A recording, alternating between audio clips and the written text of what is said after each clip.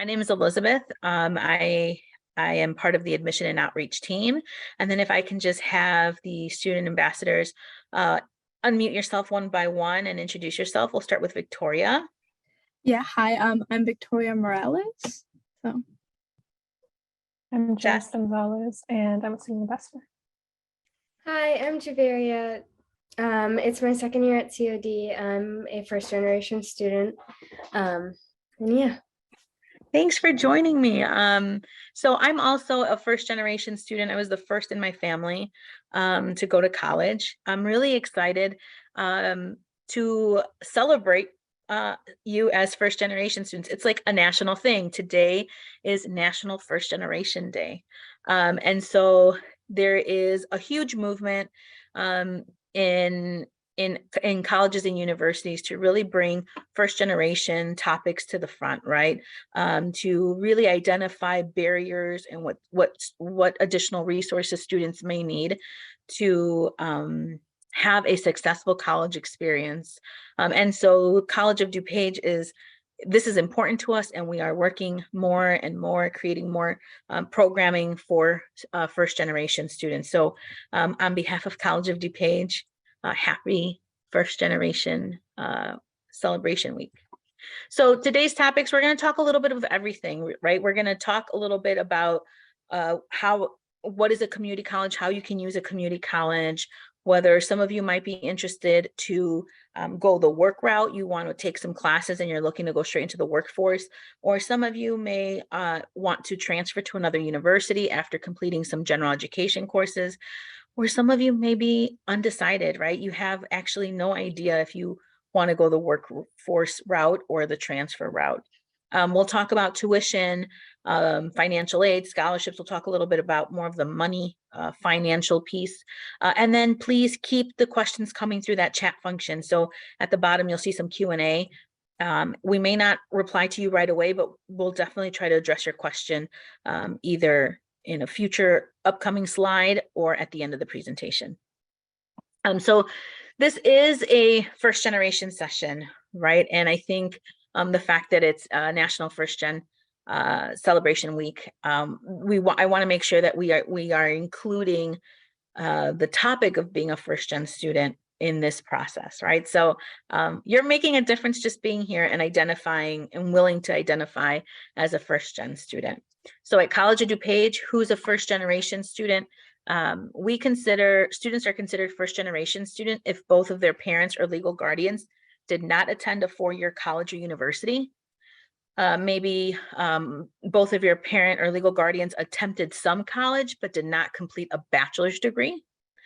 They may have attended a community college or a technical school or an institution in another country. Maybe they attended a college, but you, the student, have lived away from them for more than half your life. Or you're an adult student, right? The last one, you're an adult student. We have to throw it in there because sometimes adult students, because they have so much experience already, they kind of forget, or they don't see themselves as a first generation student, and you still are, right? So this is information for all students, not just new students coming right out of high school. So I want to start with just some very general College of DuPage information. Sometimes even just understanding a community college, we can move through that topic like really quick. And a lot of times students really need to understand, right? That's their first question, that they don't understand how a community college works and what the difference is between a community college and a university. So the map that you see on screen, this is the map of District 502. The way community colleges work are by district, or there is like a portion of the map of where your local community colleges is located.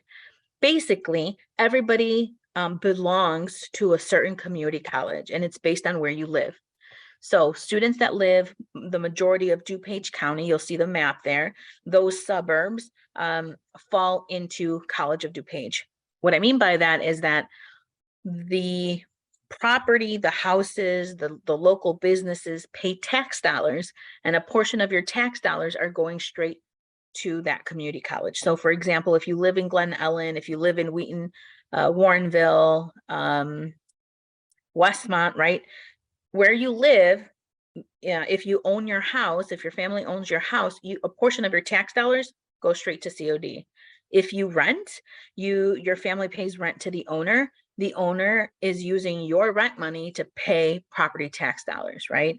The local businesses in our district, they pay tax dollars, property tax dollars. And so the community colleges are funded by the community's tax dollars. So what I want you to hear is that the community colleges belong to you, the community.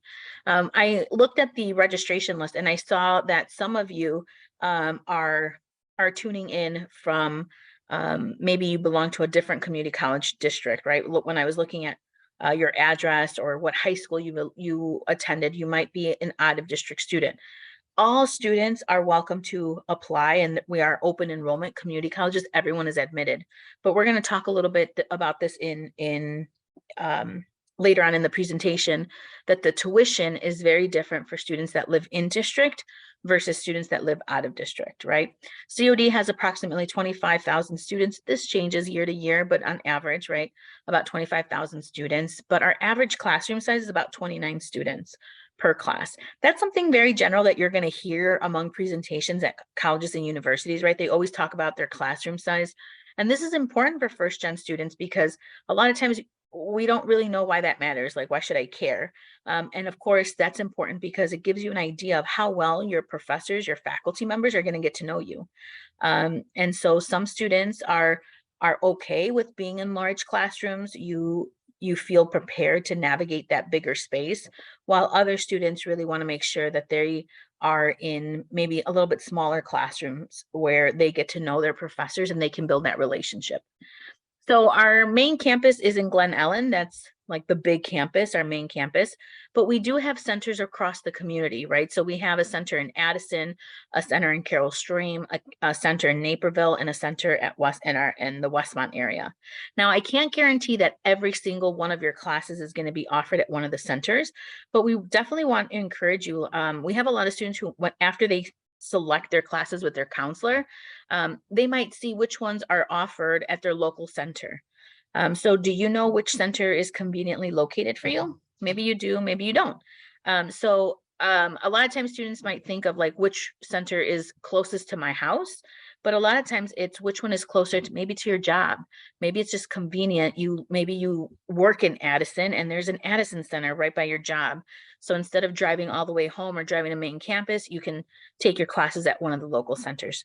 So when you pick your classes with your counselor, you might first check if any of your classes that you're going to be taking are offered at any of the centers. So I have students that maybe go to one of the centers on Mondays and Wednesdays, and then they come to main campus on Tuesdays and Thursdays.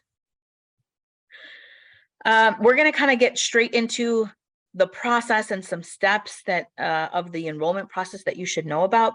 But I'm basically going to be talking about these steps in the order that you'll be kind of going through each steps. So when should you submit your application?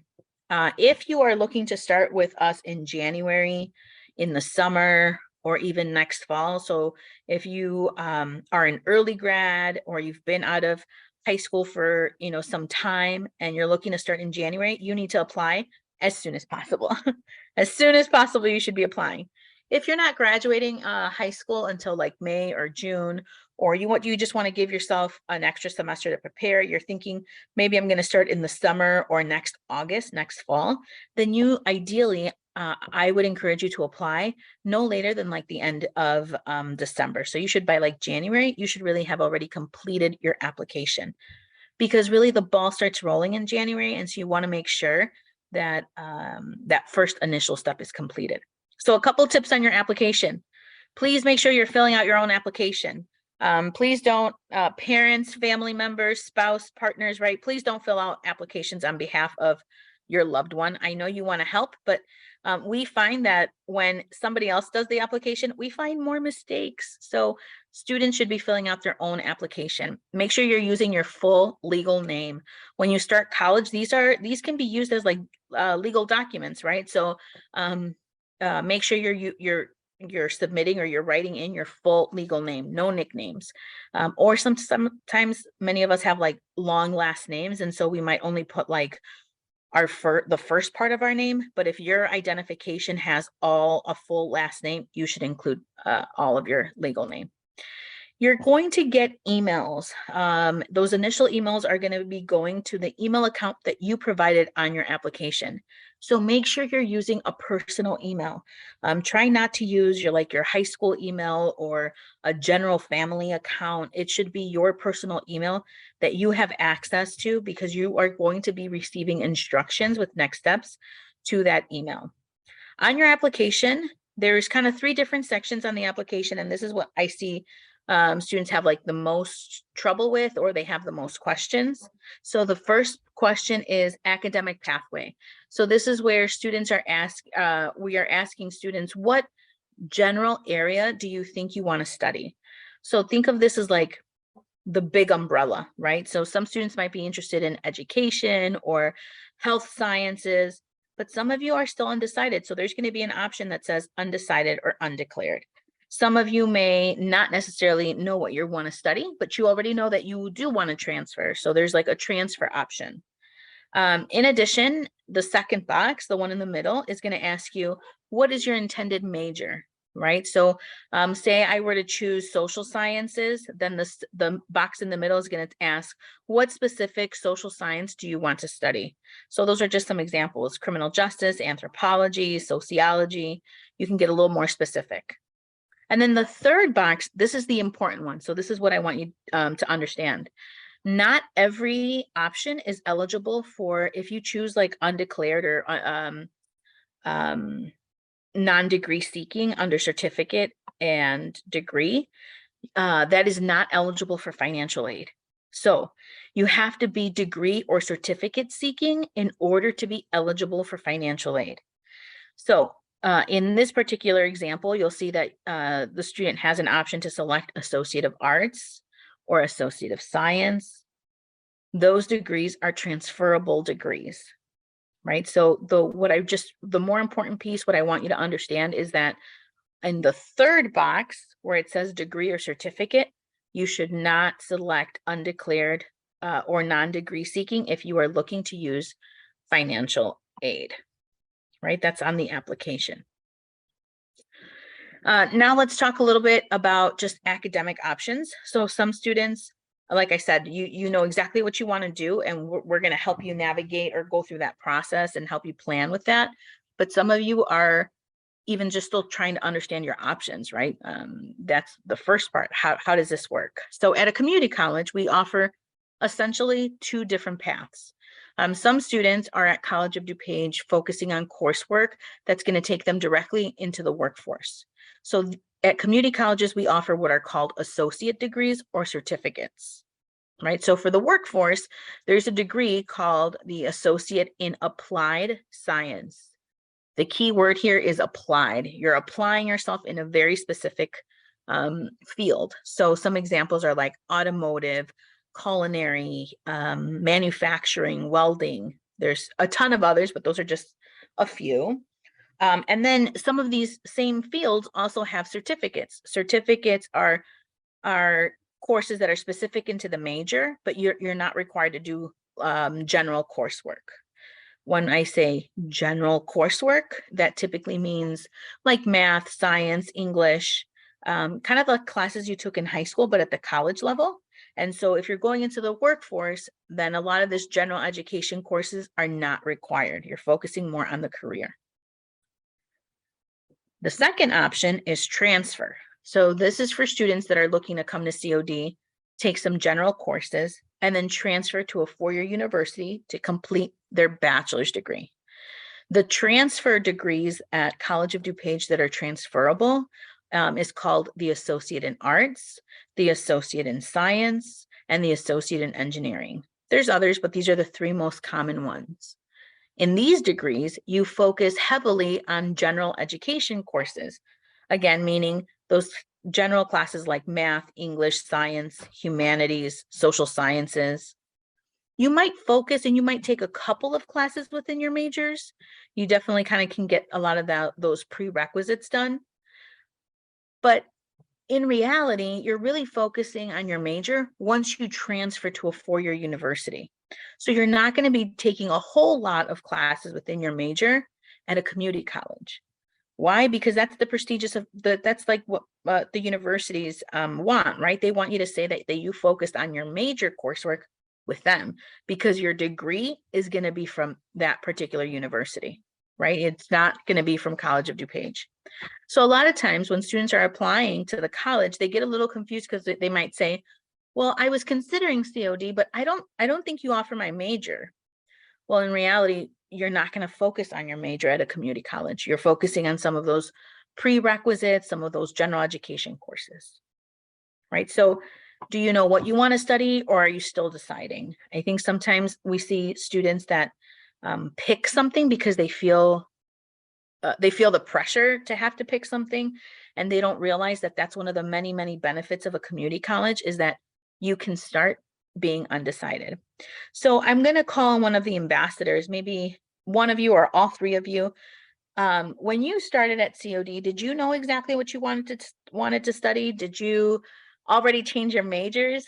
Tell us a little bit about that. And so the order we'll go in is Jess, Victoria, Javeria, but not all three of you have to answer if you don't want to. Yeah, so when I enrolled at COD, I knew that I wanted to be a psych major, and that's my major right now. I haven't changed it. And I was pretty certain for at least a couple of years that I was going to be a psych major. Actually, when I was a freshman in high school, I wanted to be a music major, but eventually I wanted to switch over to psychology. So yeah, I'm doing some gen ed courses, not really many with psychology, like you said, not really within my major, but there are some prerequisites that I'm going to have to take. And Jess, do you know what type of psychology you want to study? Either relationship psychology or criminal psychology, kind of within those two different realms. Cool. I think that's a really good example. Psychology is so big, right? And so some students might know that they have some interest in psychology or another field, but they don't know the specifics, right? So psychology, for example, has like family and child studies, forensic psychology, industrial organizational psychology. And then they're like, well, I didn't realize I had all these options. That's like one of the benefits of a community college, that it kind of buys you time to do maybe more research, get a little bit more familiar with the industry that you want to study. Thanks for sharing. Victoria? For me, I felt like a lot of pressure in deciding what kind of major I wanted in the beginning. So I went for like architecture, but after the first day, I just realized that pressure just like wasn't worth it because it wasn't what I wanted. So I switched, and right now I'm undecided, doing like general education courses, doing a bit of electives here and there to see like what I like, but mostly gen ed courses.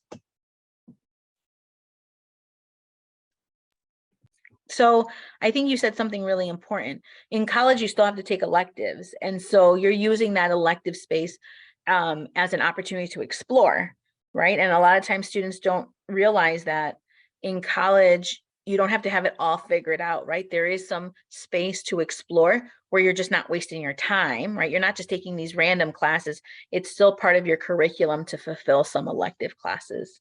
Cool, good. And Javari, do you want to share a little bit? Yeah, so I joined COD, transferring to a different university. My major is biology. I haven't changed my major just yet. I'm still going through biology. What I'm doing at COD right now, though, is getting an associate's in science, getting my gen eds done, and as electives, I'm doing my prerequisites to transfer over.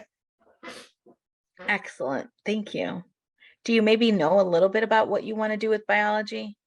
Yeah, so I want to do pre-medicine, so I'm majoring in biology. That's what I chose to major in, to go into pre-medicine. Yes. Awesome. Cool. Thank you for sharing. I want to go a little bit more into detail for both routes, whether the workforce or transfer. So for example, College of DuPage has this awesome program called Project Higher Ed. And this is just one. I wanted to give you a little sample of the types of resources, the types of programming that students might want to look into. So this, for example, happens to be one that is focusing on manufacturing or HVAC. and welding, but these are apprenticeship programs. So our Project Higher Ed department is making, is constantly creating new partnerships with local businesses from our community. And essentially students are in school and working at the same time. So you work full time, you're taking about 1 to 2 classes per semester. They're getting full-time salary and benefits. So like you're not graduating, you're not completing the program with any debt. And so you're getting that work experience while you're also in school, right? These are great partnerships that College of DuPage has created through Project Higher Ed. Project Higher Ed has information sessions on a regular basis, both virtual and in person.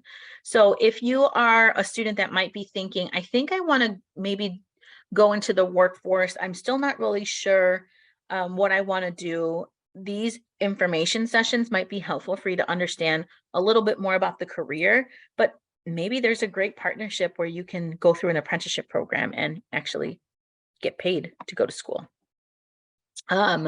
So that's a little bit about more of the career workforce track. I see your question about 2+2 and 3+1s. You beat me to it. That's the next slide. College of DuPage has several partnerships for transferring. You might hear these called as like 2+2, 3+1. They're all a little bit different, but they're essentially there to make the transfer process that much smoother. So I want to talk a little bit first about just transfer resources. You can really transfer to any institution, whether it's in-state or out-of-state. I'm actually a former transfer counselor. I worked at a 4-year institution for many, many years, and which is, I would come to COD to recruit, right? So as a former transfer counselor, I'm going to tell you my biggest tip to students that are looking to transfer is that it's never too early to start a conversation with really any school that you're considering. Those transfer counselors, we had to know more about curriculum details. And so a lot of my students, that when I would work with students, I would explain curriculum. I would give them like inside tips, right? This is what I highly encourage you to do. It's not required, but it may put you in a better position. And then when they're meeting with your counselor at COD, they're doing some really good checks and balances, right? They're understanding not only what transfers, so does my class transfer? You know, that's a yes or no answer. But the follow-up question is, how does it transfer? Is this counting as a general education class? Is this going to end up transferring as an elective? Is this a class that's going to be required for my major, right? So that you can really have an opportunity to maximize your time at a community college. So we have transfer information posted 2 weeks ago now. It's like nationally transfer week. And so we had tons of transfer fairs, tons of events. They had information sessions that really kind of went over the transfer process, how to research. We had transferring like to Ivy League schools or transferring for highly selective schools, particular programs like nursing or engineering that is more detailed. We also had like transfer sessions for undocumented students, you know, helping undocumented students understand how to navigate the transfer process. There is just so much information, and it's like a whole week of transfer information. There's also what we call the Illinois Articulation Initiative. So these are courses that are designated specifically to transfer to Illinois schools. But the main source that students use is called Transferology, because this is, nationally, so in-state, out-of-state. This tool helps students understand if it transfers and then how does it transfer. It tells them the exact equivalency. In fact, if you were to visit maybe some of the universities, if you have one in mind, I would encourage you to go on their website and start looking at it from the perspective of transfer. A lot of these universities already have the transfer information mapped out, right? So you can select the College of Education or College of Business, and a lot of them actually already have specific courses for community colleges. So especially a lot of those big state schools, you can select College of Business, Accounting, College of DuPage, and they'll kind of map out what classes they're looking to take. Okay, so that's general how admission transfer works, but there's 3 programs that are really unique to College of DuPage. And so the first one is called Guaranteed Admission, We have a guaranteed admission program or partnership with Northern Illinois University, the University of Illinois at Chicago, UIC, with DePaul. And so what this is that students sign on kind of like on the front end. You sign on with the school for a particular major. Their websites list out exactly what coursework you have to complete and what GPA they want you to have for that particular major. And then at the end of your 2 years, you are automatically admitted. You don't have to necessarily go through you're not going through the application process. You are guaranteed admission as long as you've completed the coursework and you've maintained the required GPA. Then we have 3+1 programs. 3+1 programs, sometimes this is where there is a rumor. So obviously I can't see you, but if we were in person, I'd ask you to raise your hand. How many of you have heard that COD is becoming a 4-year? And it never fails that a couple hands go up, right? I've heard that COD is becoming a 4-year. We are not. What we are doing is we're creating partnerships. And so 3+1 programs is where instead of just the 2 years, so think of it as like your freshman, sophomore year, students can stay at College of DuPage their 3rd year. So their freshman, sophomore, and junior year. So it's 1 more year of affordable tuition. And then that +1, that's kind of like senior year. That's like the 4th year. They are a student of one of the partner universities. They're being taught by those professors by the professors from those universities, and they're paying in that last year, the +1, the tuition from one of those partner universities. And so the degree is not from COD. The degree ends up being from the university. And for most programs, the students actually stay on COD's campus in that last year. So that's where that kind of rumor started, because students were technically on COD's campus all 4 years, but their professors come to campus and give class either on our campus or virtually. All but Roosevelt University's partnership with their hospitality program, students have to go to the Schaumburg campus. So there, if you just go on our website, type in 3+1, there's a list of what schools and what majors. So unlike the guaranteed admission, those schools have like tons of different majors that we're partnering with. The 3+1 programs are very specific universities for very specific programs. So if, for example, I'm majoring in psychology, we don't have a psychology partnership. So psychology is not an option. So I would encourage you to go on our website, look up 3+1 programs so that you can see the list of schools and the majors. And then finally, we have a partnership with the University of Illinois Urbana-Champaign for their engineering program. It's called Engineering Pathways. What's unique about this program is that students have to apply during their senior year of high school.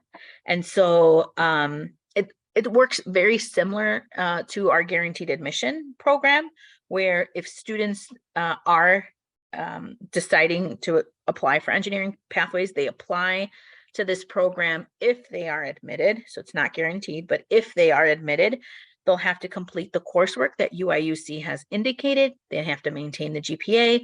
And at the end of the 2 years, they are guaranteed a seat in their engineering department, right? So these are great partnerships. But what I also want you to know is that you don't have to have this all figured out. By all means, if some of this already interests you, it's great to speak up and let your counselor, the counselor at COD, know that this is maybe something that you're interested in.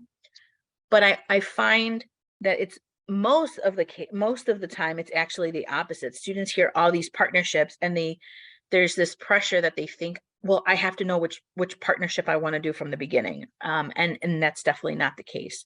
Once you sit with your counselor, with an academic counselor, you'll have a more detailed conversation about where you are in your academic plan. And wherever you are, whether you're the student that has like, I have no idea what I want to study, I have no idea if I want to transfer, go into the work route, they will help you and they'll meet you at wherever stage or where you are in that process. If you're a student that knows exactly what you want and you know what your major is and where you want to transfer or what workforce you're looking into, they will guide you from there. Okay, we're going to switch gears a little and talk about just the difference in routine, right? A lot of times you'll see this picture, you see the picture on the slide, the days of the week, and then the outer circle says largely pointless procrastination, stuff I need to do this week, stuff I need to do today and stuff I need to do right now, right? And like none of them are remotely close to stuff I need to do right now. And so I invite students to start thinking about what their college routine is, how it's going to change. You are going to experience that shift in your routine, whether you are an adult student, that you have maybe a full-time job, families you're taking care of, or whether you are a recent high school graduate and you've been in the classroom, right? So you're kind of used to being in school. Kind of both extremes, you're gonna feel that change. And so these are the things that I want you to start writing down, or at least keeping track of. Registration for summer classes begins in March, right? So that registration means when you're actually picking out your classes. We're going to talk about the steps to enrollment later on, but registrations is so that you can start picking the time, the day for summer starts in March. Fall registration, so to pick your classes for August, generally starts in April. And spring registration for classes that start in January started last week in November, right? So this is something that happens every semester, whether it's your first semester at COD or you've been here for a minute. Students constantly forget, wait, when does registration start? You should know this from the moment you start college. Every spring break, around spring break, you're going to start thinking, I got to start planning for fall and for summer and fall. And then now is a good time, Halloween, Thanksgiving, you need to start thinking about picking your classes for January. And this is very different than high school. No one's going to call you with those reminders, or, you're not going to get a pass to come see the counselor. You have to take that initiative. So this is a sample schedule of a student. So on the upper left-hand corner, you see this student is taking 4 classes for the semester. They're taking speech, math, English, history. Every class is given a number of credit hours. So these typically range between 3 to 5 credits, but just for easy math, I made it 3, right? So typically this means how many hours you're going to be in class a week, right? So for example, speech is 3 credits. This student decided to attend class on Tuesdays and Thursdays from 8 to 9:15, about an hour and a half on Tuesdays, hour and a half on Thursdays. That equals the 3 hours. But look at that history class. It's also a 3 credit hour class. This student decided to register for a class that meets on Monday evenings, 6:30 to almost 9:30. This student doesn't have to go back to their history class until the following Monday, right? So when you start at COD, or when you start at really any institution, the student gets to decide what your schedule is going to be like.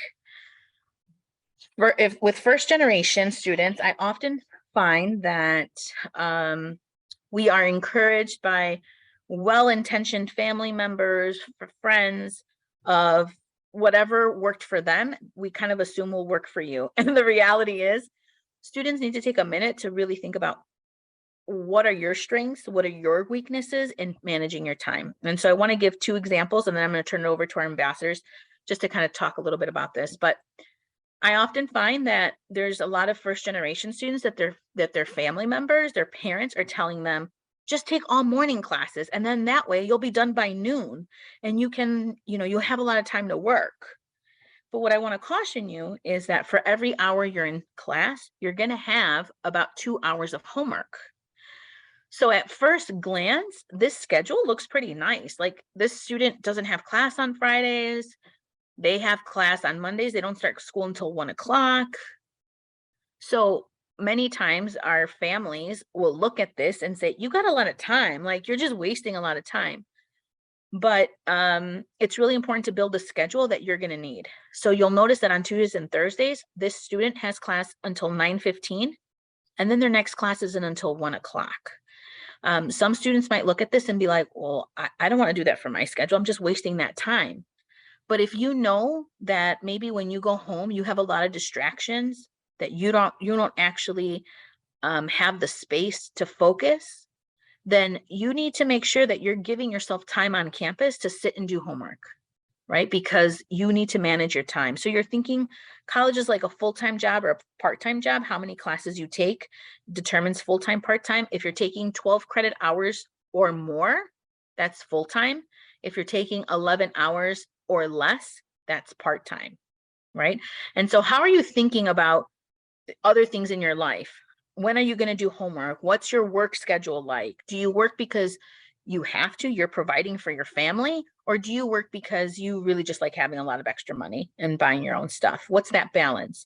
What's your living situation, and what's that dynamic at home?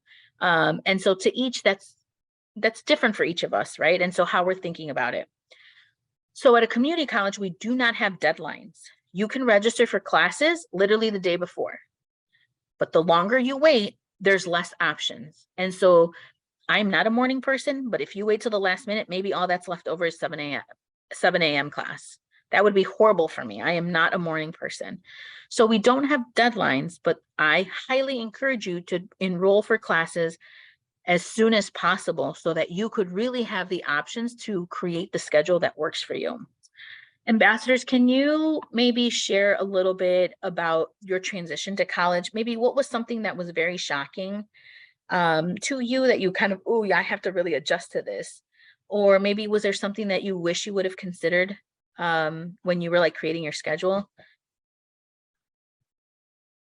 So I'm a first semester student here at COD, coming right out of high school. I came to COD, and one of the big transitions I had to go through was the high school schedule of going Monday through Friday, 7 to 2:15 every day.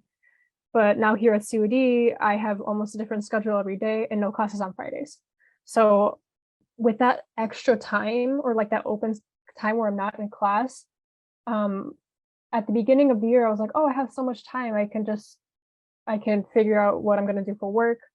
But eventually I was like, oh, I need to use this time for homework. It's not like just free time. It's time built in to do that homework. Yeah, at least for me, I do have a lot of breaks, or my breaks between my classes are almost 4 hours. And so that can have students really either be intimidated by that time and then just like procrastinate, go on YouTube, watch videos, or do their homework. So time is definitely like a student's biggest enemy, or a college student's biggest enemy, because you have so much of it and you don't know what to do with it. But I've learned to schedule times to do homework, schedule times to unwind, and yeah. Yeah, kind of on what they both said. When I first started, I was very excited with how I get to pick my own classes and my own times, and I hadn't spread it out. And I had enough time between my classes, except I used that time to procrastinate. But then this semester has changed. I know to take all my classes together and not have that break sometimes, because as you go through the semester, you will eventually stop using that break as your assignments. So try not having too large of a gap between your classes. But that's what I say, if it's like all in-person classes.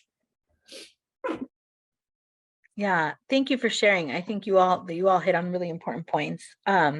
What I like about these first gen sessions, I can't see who's in the audience, right? So maybe it's actually the family member, maybe a parent that's online, or maybe it's just you, the student. But I really invite you to have a conversation among your family. One of the things that I often find students don't or maybe take a little longer to do or don't do is have that family conversation. As a first gen student, it's going to be a very different feel, especially you're at a community college. So most of you, not all, but most of you will be still living at home and commuting to campus, right? And so your family maybe you have a very different routine of like, they know exactly when you're going to be home.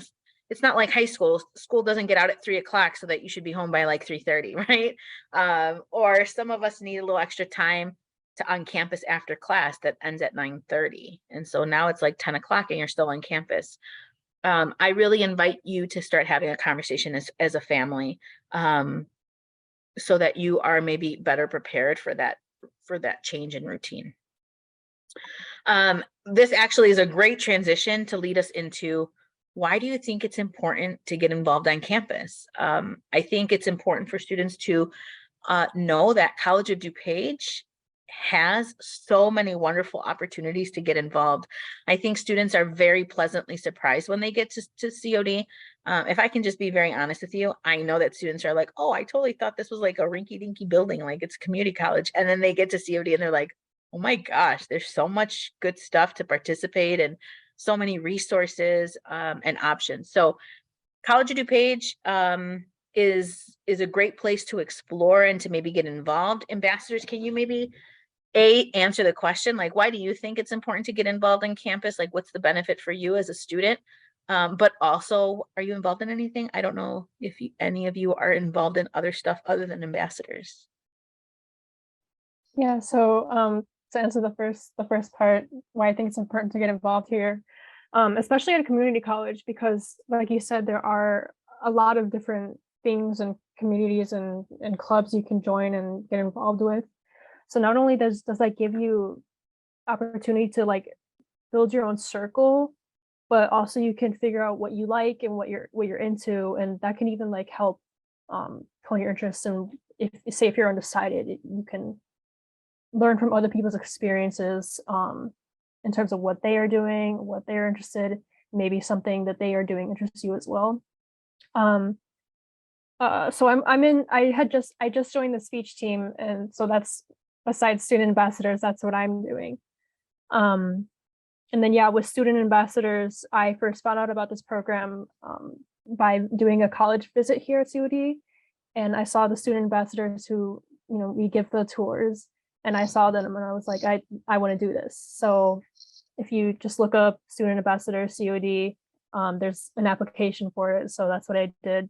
I set up an interview with the director of the program, and then I got into the program. I really enjoyed it.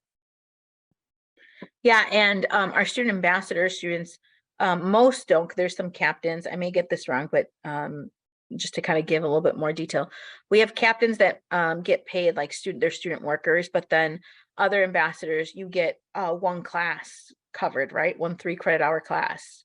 So it's a great opportunity to get involved and build your network, but it's a good way to also get one of your classes paid for.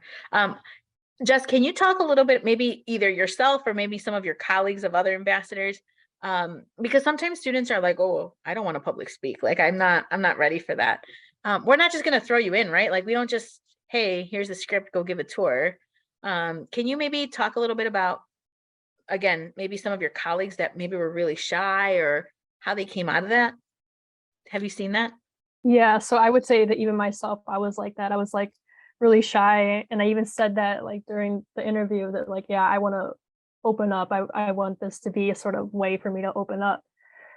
And so at the beginning of the program, we get these sort of training days that we under the student ambassador captains, we learn the different parts of the tour, different parts of the campus to, you know, educate people who are taking the tours, just as best as or to inform them as best as we can about the college and what it offers.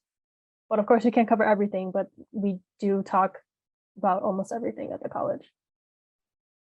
Thanks for sharing. I also just want to end with, again, I want to keep saying it because I often find that it gets lost in the presentation. This is, again, for all students, meaning we actually have had a couple of our adult students become ambassadors, right? We have adult programming, specific programs that are for adult students. And so it's nice to have adult ambassadors that can give also that perspective of being a student, an adult student, and navigating other pieces of their life, right? So thanks for sharing, Jess. Victoria.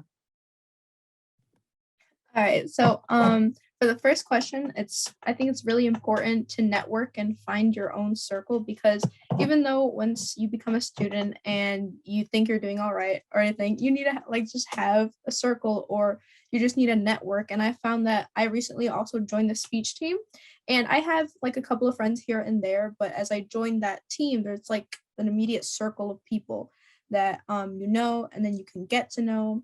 And it's just really nice because you can ask them like questions if you have, yeah, any questions. I don't know, it's nice.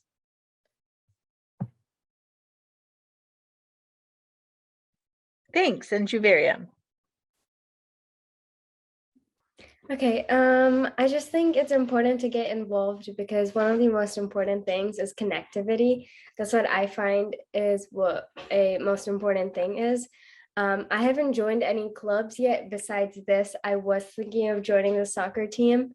Maybe next fall or spring I might, because I do know a few people there, but just joining student ambassador, I've met more people, not only because I've joined this program, but also because through this program, we do so many events that we meet other clubs and everything. So we get more involved, we connect more, and you meet new people. And honestly, that helps you in the long run just because you know more people, you know what route they're going in, you can help each other out. They know something, they share, you know something, you share, help each other out, succeed. Nice. So this is a presentation, obviously virtually, but we really invite you to participate in other upcoming events so that you can learn more about the opportunities. I can't go through every single one, but like study abroad, we have our study abroad options we have an extensive list.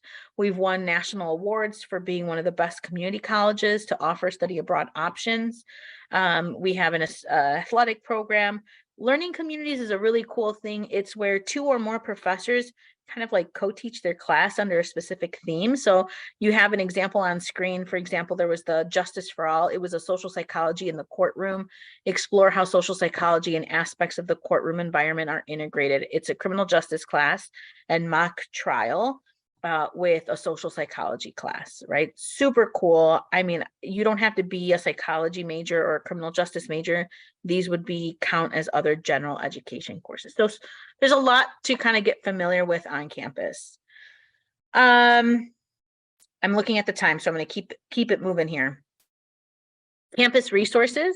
Hey, dear first gen, don't let your ego stop you from asking for support. Kind of think this to yourself. When was the last time you asked for help that you really kind of just admitted of like, I really need to get in touch with someone and I need to admit that I have no idea what I'm doing. That can be uncomfortable. Some of you are really good at it and you've practiced kind of being vulnerable and asking for help. But for many first gen students, admitting that you feel lost and admitting that you need help, it is part of that process of building your team. So on campus, we have all wonderful resources. We have, if you have like an IEP or 504 in high school, we have access and accommodations. We have career services. They help you write your resume, practice interviewing skills. We have a Center for Student Diversity, Equity, and Inclusion that we host so many events throughout the year and build support among student communities. We have counseling, advising, and transfer. They do that academic counseling, help me pick out my classes for my career, what you're planning to do, transfer, go into the workforce.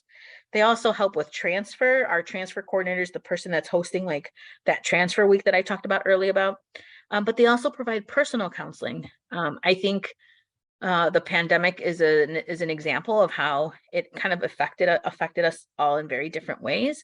And life sometimes throws us some curveballs, and sometimes we just need to know that there's a space to talk to someone to help you maybe just organize your thoughts and feelings and give you some tools to navigate the semester. Because the reality is that when we are going through a season that's like it's challenging for us, we're going through some mental health challenges, it ultimately affects you in school, right? So you start losing interest or you're feeling you're falling behind, and we don't want it to get to the point where it's affecting your GPA. And so getting in contact with someone and asking for help early on might be the best way to be successful in that semester. Okay, we're wrapping up. We're going to touch base on all the financial options. I always suggest for students that if you're not sure what institution you're going to yet, if you're still kind of shopping around, it might still be a good idea to know each school's process, but also to follow them on social media, because each school might handle things differently. But for example, we have an admission Instagram account, but our financial aid office at COD has their own social media accounts, and it's a good way to, like, sometimes just for them to keep you posted. Maybe you didn't check your email, and so you missed that email and you see it on social media. So they'll post like when scholarships are posted, or any important dates, right? But as far as finances, our tuition at COD for students that are in district is $140 per credit hour. Remember that map I showed you at the beginning of the presentation, right? So if you live in district, if you live in our district, it's $140 per credit hour. If you live out of district, it's $325 per credit hour. So this is just an estimate, but for a student that lives in district paying $140 per credit hour, and they're a full-time student, maybe they're taking about 5 classes per semester, the semester would cost about $2,100. 1 year, one academic year, it has 2 semesters. So for our in-district students, the cost would be about $4,200. Now, there is one way for students that live out of district to potentially get in-district tuition, and that is if your community college, so if you live out of district, but your community college doesn't offer the program, the academic program that COD does, your community college can give you permission to come to COD. They give you paperwork, or they provide COD with paperwork, and we essentially charge you the student in district tuition, and then we are working with your community college for the difference, right? So anybody can just come directly to COD, but you will be charged out of district if you don't have that agreement with your school. So there's not like a flat number I can give you of how much it costs, because it depends on how many classes you're taking. So these are estimates for a full-time student. For the semester, $2,100. For the year, about $4,000. If you're going to be a part-time student and you're going to take 1 or 2 classes, it's going to be much less. So after you determine how many classes you're going to take, now it's understanding your payment options. So we're going to have a payment plan every semester. You sign up for a plan because you may be paying different tuition from one semester to another. Maybe you go part-time one semester, you go full-time the next. There is an early bird payment plan. So every semester you should log on to the website and see, when is the early payment plan? What's the deadline? Students that get on the early payment plan can usually it's about $10 for like your deposit, like just for you to hold your classes. And so you can divide your tuition among more months, right? It's divided in more time. If you wait till the last minute to register, you're still paying the same amount of money, but now you owe that money faster. You have less time to pay it off. So understanding what the early bird payment plan. If you are a high school student, if you're in this audience and you're still in high school, or you very recently graduated high school, this is also a good reminder to you that in college, you are now considered the adult. In high school, you're considered a minor, but in college, you're the adult regardless of age, even if you're not quite 18 years old yet. And so all communication is sent to you, the student. We no longer communicate with your parent or legal guardian, right? So it's really important that if someone is helping you pay for college, that you are sharing this information with them. I find that a lot of parents are, not happy when they find out that you could have gotten on the early bird payment plan, and but their student just didn't communicate. And then there are scholarships. So we post scholarships every semester. So for example, for spring semester, we posted them in September. They were just due. The deadline was November 1. And then in the fall, we're going to post more scholarships in January. They're typically due around March, and that's for fall. So if you win that money, you can use the funds for fall semester. We typically don't have summer scholarships, right? There's scholarships for there's a long list. Every scholarship has different requirements, so you'll have to log in and see what the requirements are for each scholarship. And then finally, some students are eligible for either FAFSA, which stands for the Free Application for Federal Student Aid, or the alternate application, which is a state application that some undocumented students, if they're eligible, they may be able to apply. Both applications open every year, October 1st. So mark your calendar. Some of you, especially if you're still in high school, your high schools do typically have an event or a night where it's like you can come in and they can help you fill it out. But these applications open up every October 1st, both the FAFSA or the alternate application. You should only be filling out one, not both. Again, FAFSA is for students that are citizens or permanent residents. And then the alternate application is for undocumented students that are eligible, right? So you have to read through the eligibility requirements. We're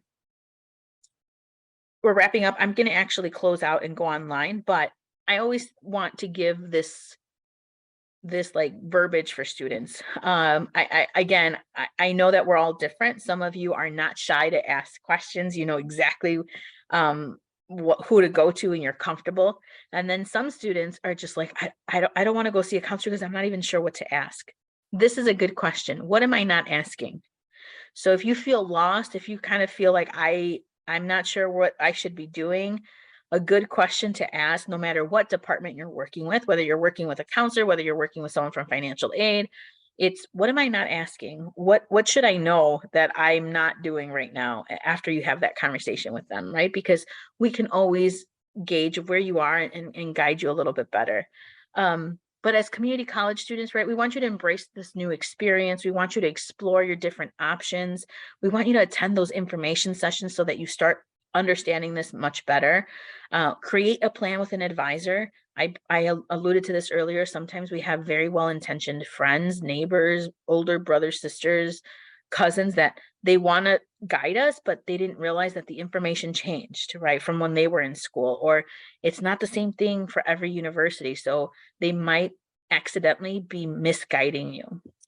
So I want to kind of wrap up with that. I'm going to close this out, go over to our website so I can give you some final tips. And then ambassadors, I'm going to have you end with, if you could give one tip to new students coming in, what would you tell them? So you can start thinking about that. But this is our website, cod.edu. No matter where you are on the website, you're always going to find these links at the top. Of course, if you're working off of your phone, your mobile device, it's going to look different, but essentially the same information that's there. I want to point you to admissions first. In admissions, the second from the bottom is the steps to enrollment. As students, new students, this is where you should kind of go to know your checklist. You need to submit your application. And what I like about this is that the hyperlinks are here, right? So you can just click on it, it'll take you. You need to apply, submit your application. You're going to get an email with instructions to set your passwords. Our student account at COD is called Inside COD. So that's like your portal. Think of this as like Naviance or Schoology, whatever you used in high school. It's your hub. You'll need to set this up in order for you to log into your College of DuPage email. Please hear me when I say College of DuPage only communicates with students to their COD email.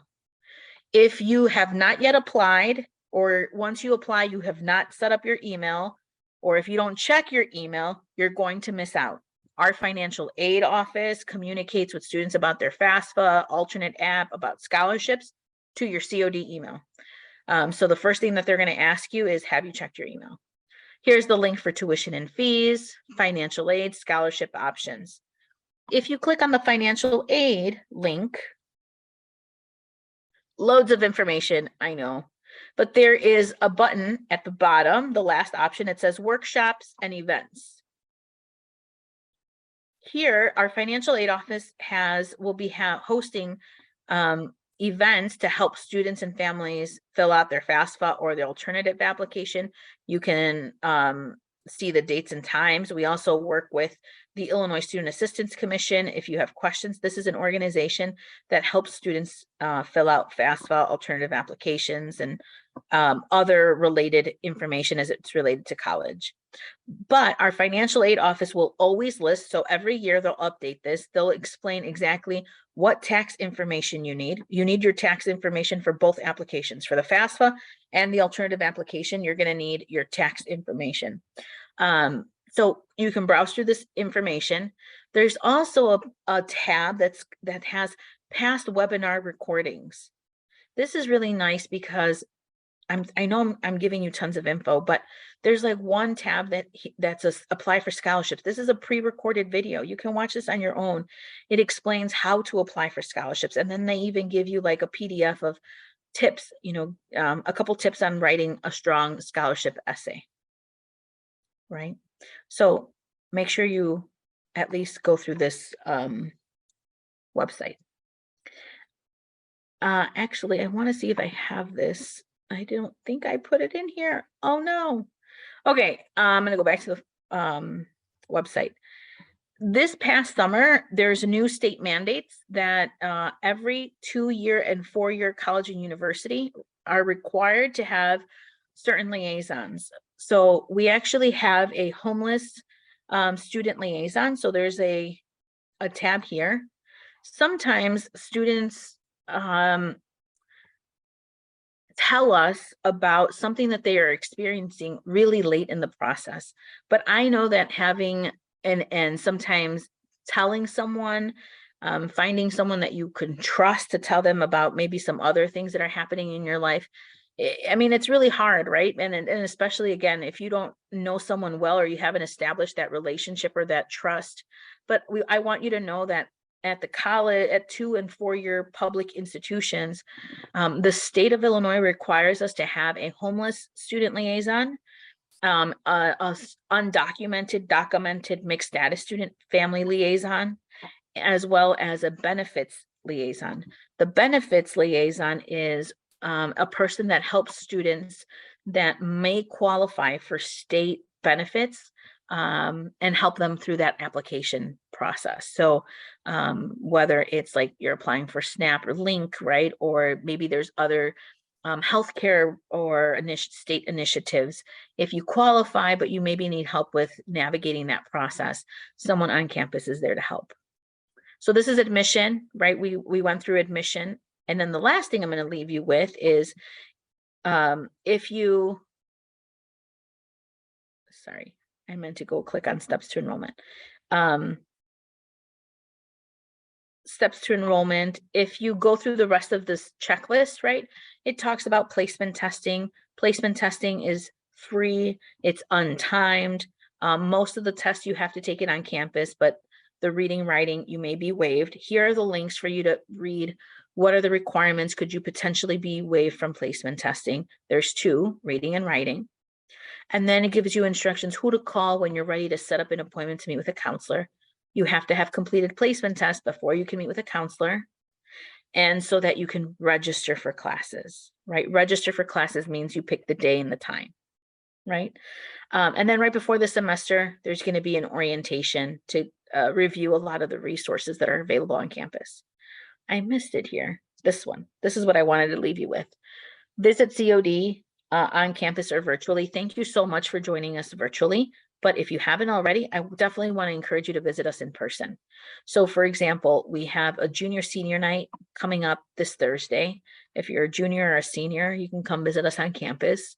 You can also sign up for a tour, right? Maybe you haven't gone through and actually been on campus to get a tour. But this is part 1 of First Generation. Our First Generation series, part 1, we kind of gave you very general information. Part 2 is coming up on Monday, December 5th, and this one is in person. And this is when we're going to get more in detail about understanding financial aid and the academic counseling piece. So if you are deciding to attend COD, especially if you want to start in January, put this in your calendar now. I would love to see you and meet you on Monday, December 5th on campus. So with that, ambassadors, thank you so much for joining us. Can each of you maybe just your final thoughts, your words of wisdom, if you could maybe give first semester Jess or first semester Victoria, first semester Javiera, a tip, what would you maybe recommend for a new student? Yeah, so of course everything seems so convoluted and scary to even start with, but you have to know that there are resources and people who can help you with anything that you need. Like, for example, if you're on campus, there's a central like hub that even if you don't know where to go for help, they can put you in the direction of like where you should go for help. But yeah, just know that there are people that want to help you, who are available to help you in anything you need. So don't be afraid to ask for help, because that's the big thing that's going to get you through higher education and college. Yeah, I would say as a piece of advice is just to take a deep breath, just relax. Don't get too pressured or over pressured by everything, because it's really easy. And yeah, there's a lot of people to help with all your questions, and you'll be able to find answers pretty easily. And make sure you allot your time right to just make sure you sign up for those kinds of events like tours, first generation like this web seminar. And it's really important to set aside time for that and not leave it all the way till the end. I would just say the first generation's very, maybe time management is one of the most important things I would always say, just because being a college student and working at the same time can be very difficult, because you're trying to balance two things. And then obviously, apart from that, then you have your family and your own time. So time management, and then like they said, never be afraid to ask for help. There's always someone out there that can help you. Thank you. I would say if I think back about my college years, and then also now as like the admission rep or someone that can help you, I think when you start college, it's very easy to like lose contact with key people, right? So in admission, I'm always sad that after students are admitted, they like forget about me. And so my tip to you is find someone on campus, a counselor, a professor that you really build a relationship with.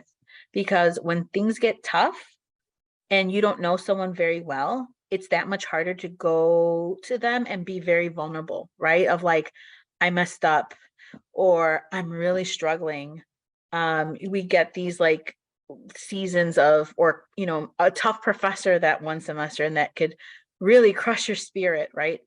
And so I always tell students, it's okay if it's not with me, but try to find someone that you constantly go at least say hello.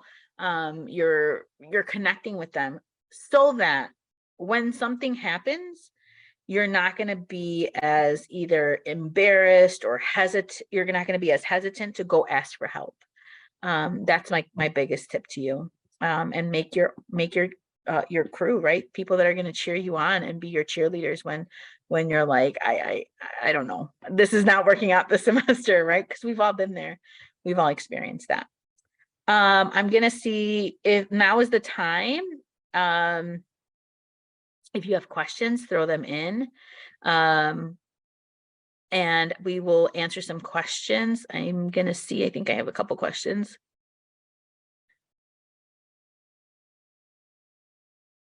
So I think it's important, and I'm so glad that this student put this in the chat, kind of a question, comment as I'm trying to read it. Our average age at COD, I think, is like 35, right? Community colleges have a lot more adult students on campus. And so typically we find that during the day classes, you might find more of like your traditional age of students that were right out of high school. But even that is changing. Students are now realizing that they don't have to be in morning classes, right? Just because they did it in high school, they don't have to pick morning classes. They might be in an afternoon. And so I think it's a challenge, and it's a new experience for both. It's a new experience for students right out of high school to realize that you're going to be in class with adult students, someone in their 30s, 40s, 50s, right? And it's also a new experience for an adult student to know and see that they might be in class with an 18, 17-year-old, right? I want us to welcome that as a learning opportunity, because when you get into the workforce, we're all working together, right? I always say there's so much to learn from each other, right? I ask our ambassadors to like keep me hip, right? Like what are you listening to? What music should I know? What's going on, right? But at the same time, we all know that we have something to offer.